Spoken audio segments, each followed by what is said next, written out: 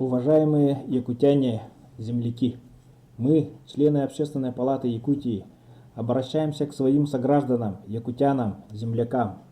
Сегодня весь мир столкнулся со страшным вызовом и угрозой – пандемией коронавируса. Коронавирус поразил все страны и территории мира. Число заболевших превысило 700 тысяч человек, умерло более 30 тысяч. В России на 30 марта 2020 года заболело более 1500 человек, в том числе 15 человек выявлено в Якутии. Несколько тысяч человек находятся на контроле, обсерваторы в Якутске загружены. Мэр Москвы Сергей Собянин ввел режим самоизоляции для всего населения города Москвы. Введены ограничения по авиасообщениям из зарубежных стран. Страна в прямой опасности. Президентом России, главой Республики Саха-Якутия, правительством России и Республики, муниципалитетами принимаются все необходимые меры, но они принесут положительный результат только благодаря личному участию каждого якутянина.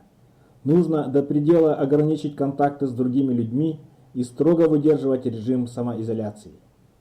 Мировой опыт пандемии показывает, что только своевременно принятые меры по предупреждению распространения вируса, самоизоляция населения на начальной стадии развития эпидемиологической ситуации приводят к снижению риска распространения эпидемии.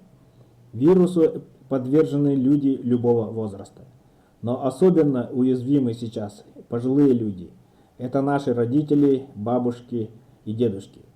В этой связи в стране и республике большую значимость получила волонтерская помощь нуждающимся и в первую очередь пожилым. Общественная палата Республики Саха-Якутия вносит предложение руководителям муниципалитетов об установлении особого режима работы магазинов, аптек для граждан. Особое внимание необходимо уделить людям пожилого возраста. В зависимости от развития ситуации внести ограничительные меры по перемещению граждан не только внутри населенных пунктов, но и по стране. Обращаемся к общественным советам, общественным объединениям граждан, муниципальных образований по проведению разъяснительной работы среди населения по соблюдению режима самоизоляции. Общественная палата Республики Саха-Якутия призывает жителей городов и районов республики строго соблюдать меры предосторожности и режим самоизоляции.